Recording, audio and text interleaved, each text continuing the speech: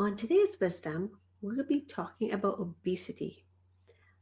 We're going to be talking about food, emotions, health, and how this affects you, and more. So stay tuned.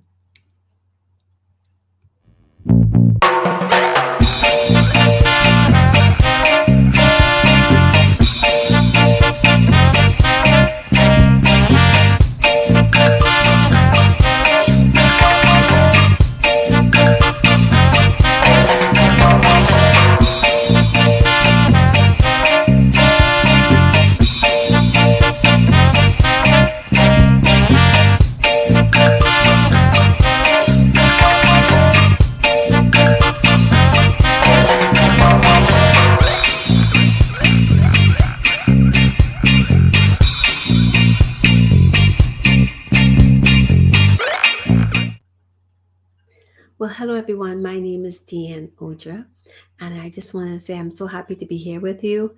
And we're going to be talking a very delicate subject today, which is obesity. But before we do that, I just want to quickly introduce myself. I am a person who like to get help you get through these challenge times, to get through these emotions, to work with it, to get you to the next level, to get all these elephants out of the room, all the triggers that's associated with food and more.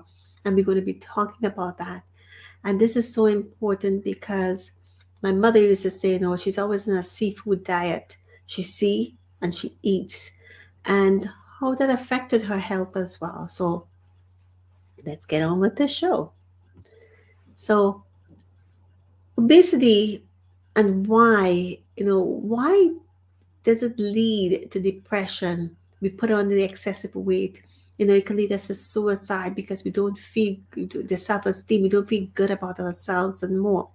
This is some of the things that we really have to seriously take into consideration because what is obesity? Obesity is a condition that is referred to as weight gain or being grossly fat.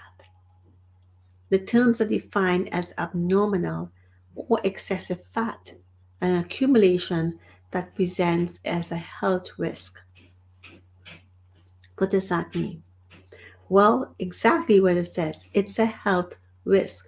What you put into your body, it will reflect and show. Now, why do we do this? We do this because of the emotions and the attachments and just to feel good. So extreme obesity is associated with suicidal behavior. Doesn't necessarily mean that's the only reason.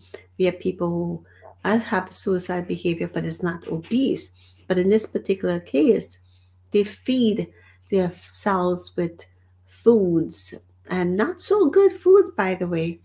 And of course, the behaviors in suicidal attempts in adult is high. We look in the mirror and we don't feel good. We look in the mirror and ourselves, like we look like, okay, why can't I be like Mary? Why can't I be like John? Why can't I have the muscles? Why can't I have the Coca-Cola shape? Because again, all these magazines and propaganda make people feel and that is supposed to be the Hollywood size zero and more. Well, I'll tell you something. Those models, they binge. When they eat, they throw up because they have to eat. And what they also do, a lot of them smoke and take drugs. So that suppresses them, the food. And that's why they're like this. Eating excessively is not a bad thing, but you got to do it in moderation and you have to listen to your body. So, how does that happen? Well, let's say you break up. There's a relationship, you have a breakup, and you're holding on to the emotions, holding on to the emotions, holding on to the emotions. The person may move on, especially if you're not the one who initiated the breakup. So, what we do in Trinidad, we call it tabanka. You're lovesick and you want to suppress all these emotions and feelings that you're having.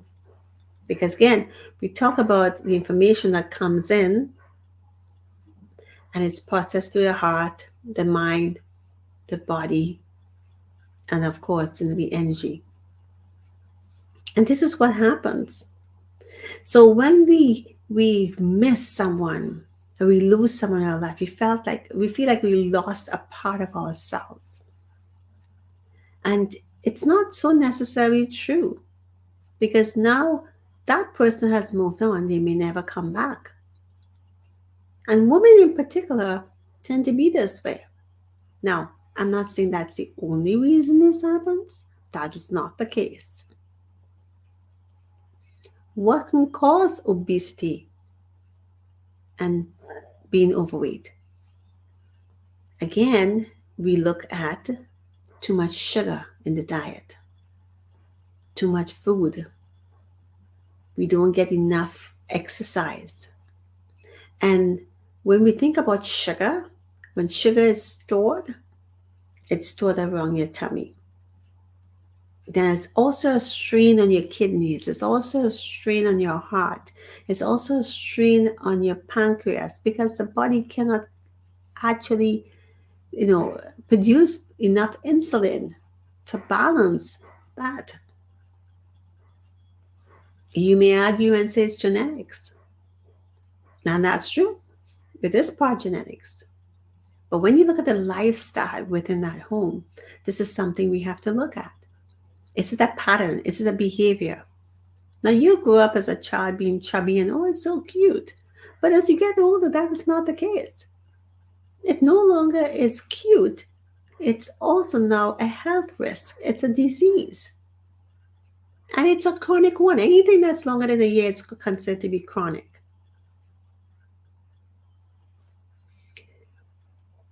Environment has a lot to do with it, as you know. All the fast food, grab the fries, fried chicken, the tacos, the chips, the soda, sugar, sugar, sugar. All these things have starch, which is converted into sugar. We don't get up and we walk after. We sit on the couch, we sit on our beds, as you can see. Why? Because we don't have a practice, we don't have a discipline, we don't hold ourselves accountable. And this is something that we need to do. Weight management is huge. It's a schedule you have to be on.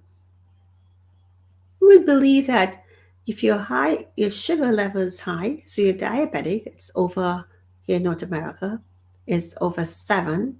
Some places where I could say it should be 6.5, it should be under 6.5, but over 7, it can have a strain on your kidneys.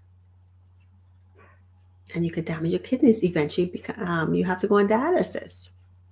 It also strains your liver and your eyesight. Why? Because I know firsthand.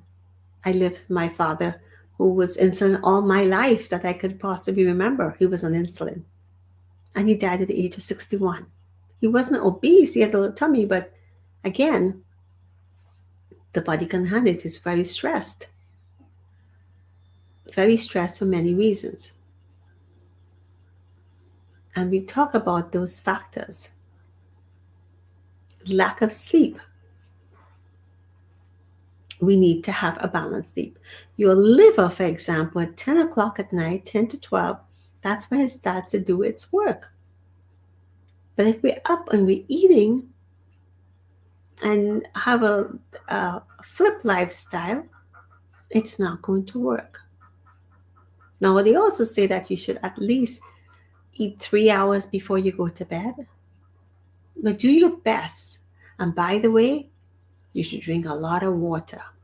Water, water, water. The body has over 60%, 60, 70% of water. It's made up of water. Water is the key. It is the magic food. It's not a food, but I'm going to call it a food. It's part of your daily, should be part of your daily routine.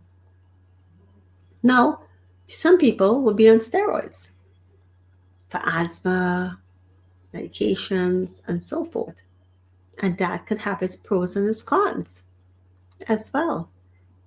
For everything, there's an opposite. So I just wanted to say for obesity, be careful of what you put into your mouth. Don't let food substitute anything in your life for something. You look at yourself in the mirror and say, I'm good who I am. That's great. But you send more love to yourself and say, I love my body. And eventually, you love your body, you love your soul, you love your mind, you love your hair. And eventually, your emotions, good emotions, will take over the bad ones. So I want to say to you is stop, step back, look at your life and your situation, and make some tweaks. And by the way, all that food that you're eating that you're paying for, it costs a lot of money.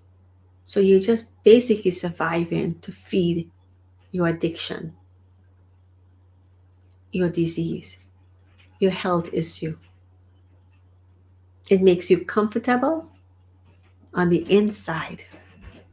But like I said, there's always a yin and a yang. But on the outside, we know exactly how you feel. So, on that note, I want to say